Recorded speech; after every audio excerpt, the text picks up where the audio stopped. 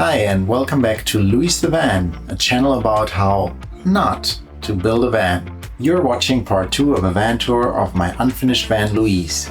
I split the van tour into these 5 chapters, and this one here is about the current state of the kitchen in Luis. Let's go! Okay, we've stepped into the residence through the west wing, the sliding door, and we're gonna have a look at the kitchen now. Before we start, just a little heads up, I have a pretty nasty cold today while I record this, so my voice will sound a little bit different today. With that out of the way, let's start at the first kitchen counter here. As you can see, we installed a huge kitchen sink. This one is actually quite a bit bigger than the one we have in our flat. So every time we travel in the van, this is quite a big upgrade for us, which is kind of funny. As you can see, the sink actually fits my whole arm, which isn't that big, but still quite impressive.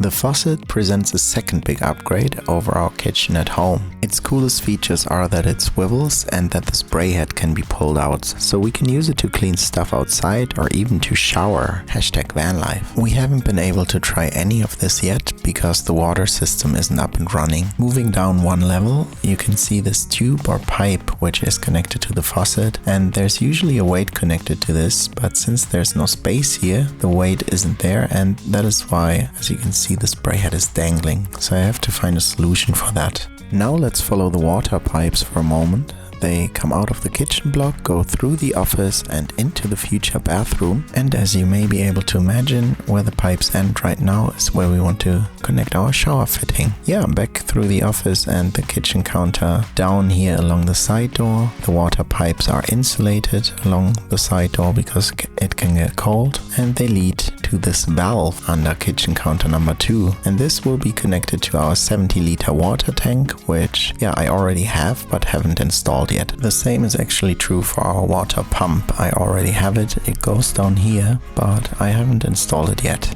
Okay, back to our kitchen counter. Below the sink we have these 2 slide-out trash bins, which are very handy when traveling. In this position they are easily accessible and they have quite a decent size. The space around them has been tailor-made, and as you can see now, it's an extremely tight fit. But everything works as intended and they slide in and out easily. The only thing is that one of these legs is broken, so I still have to fix that. In the space next to the trash bins, we currently usually put a bucket to catch the water that's coming out of the sink. Going down all the way, there's something that I promised that I would show you in the last video, and that something is hidden behind this panel. Below the van we saw some pipes and tubes, and they all lead to our trusty diesel heater. Here it is. We've used it in autumn and even in winter a few times so far, and it's been sufficient to heat up the van. It's also been very reliable, and another plus is that we can leave it on at night because thanks to this muffler on top, it's not very loud, and I'm actually very sensitive when it comes to my sleep. The cool thing about the panel which hides our diesel heater is that it's tailor-made, and the whole space in front of the diesel heater is exactly the right size to fit our Instapot and our pots. And that is obviously one of the big advantages of building your own van. You can think about what exactly you need in the van, then make everything to size, and thereby use the space extremely efficiently.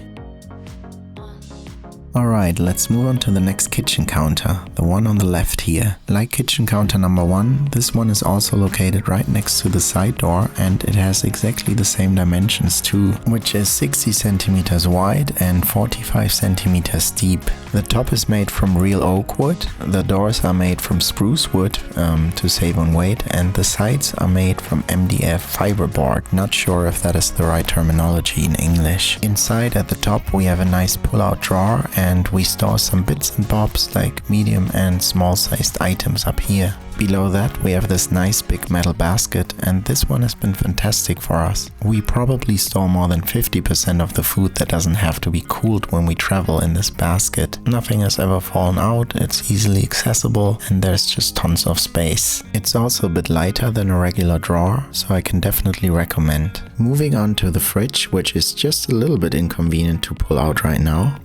It's a top loader fridge, as you can see, which is probably the best for van life. The reason is that it fits a lot of stuff. You can basically fill it to the brim, and that nothing includes cold air, which makes this more efficient than a standard style fridge. Because if the cold air falls out, it is replaced by warmer air, which then has to be cooled down again, and that obviously costs energy. Also, as I alluded to already, not only the cold air can fall out, but whatever is in the fridge might have moved while you were driving, and then it falls out when you open the fridge. And that would be annoying. So we've had this fridge for around 5 years now, and we're pretty happy with it. I might actually make a little review about it at one point. What I have to change or improve in the future is this lock. It doesn't close properly, and sometimes when we're driving it just opens. On top of that, it rattles. Now to kitchen counter number 3. This one is located opposite of kitchen counter number 2. It's bigger than the other two. It's 60 centimeters wide, which is the same, but also 60 centimeters deep. The design is the same as kitchen counter number 2. But inside it looks quite different, even though at the top there's also a drawer, as you can see. This one has little compartments so we can store our cutlery, and nothing moves too much when we're driving, so this is quite practical. Below that there's another drawer which is identical in size, and we usually put food in there, like cans and spaghetti, other stuff too. Here you can see that it's actually possible to stand in front of the drawers even when they're completely open. So everything in the drawer is easily accessible. There is a third identical drawer, and we store dishes and some random stuff like candles in there.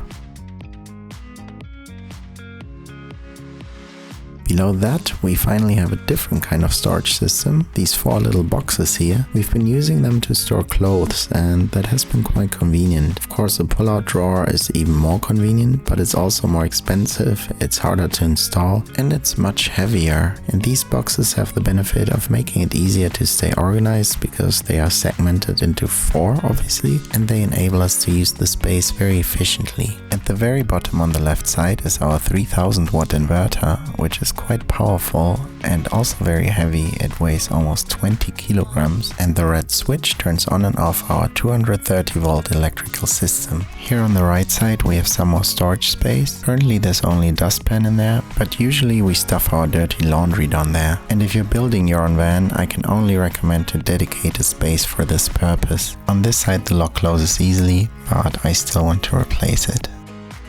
I'll now briefly talk about the features we want to add to our kitchen. Next to the missing back panel, we also want to add a socket to be able to cook outside. Back inside, we're looking at counter number 2, and where I'm pointing at right now, along this black stripe, we want to add a spice rack. It will quite obviously hold spices, but also maybe oil and some other stuff that we use for cooking. Turning around on the other side, we also want to have a similar shelf for kitchen storage, but we have this fuse box up here which makes everything a little bit more complicated. Currently it's just dangling around, which is probably not ideal, so it needs to be integrated into the shelf.